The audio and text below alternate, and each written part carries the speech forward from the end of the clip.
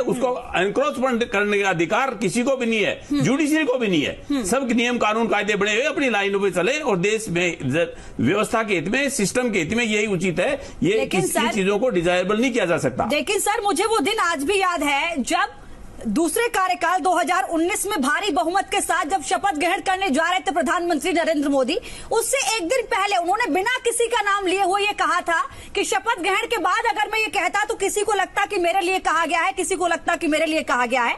उन्होंने सबसे पहले इस बात की नसीहत दी कि देखिए, आप इस तरीके की बयानबाजी मत करिए, बहुत बड़ी जिम्मेदारी हमको मिली है, ऐसी बयानबाजी मत करिए इससे पार्टी को कोई नुकसान हो। लेकिन लगातार ऐसी तस्वीरें आकाश विजयवर्गीय बैट से हालांकि वहां पर मारते हुए नजर आते हैं। गुजरात के विधायक बलराम धवानी एक महिला को लातों से मारते हैं।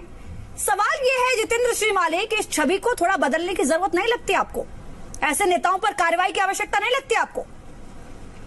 10 सेकंड में समय समाप्त हो रहा है सर। देखिए लक्ष्मी जी, मध्य प्रदेश में और गुजरात का जो विषय है वो वहां की मेरे को जानकारी नहीं है, इसलिए मैं उनके संदर्भ में नहीं कह सकता।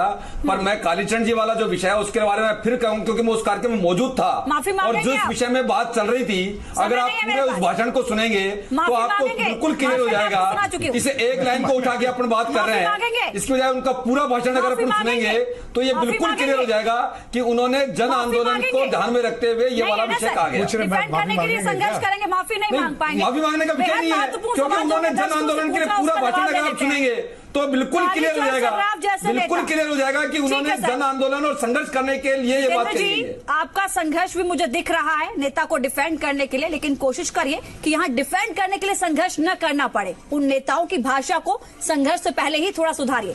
कालीचरण सर्राफ जैसे नेता क्या इस तरह के बयान देकर बीजेपी की छवि खराब कर रहे हैं? बेहद महत्वपूर्ण सवाल। 81% लोग मान रहे हैं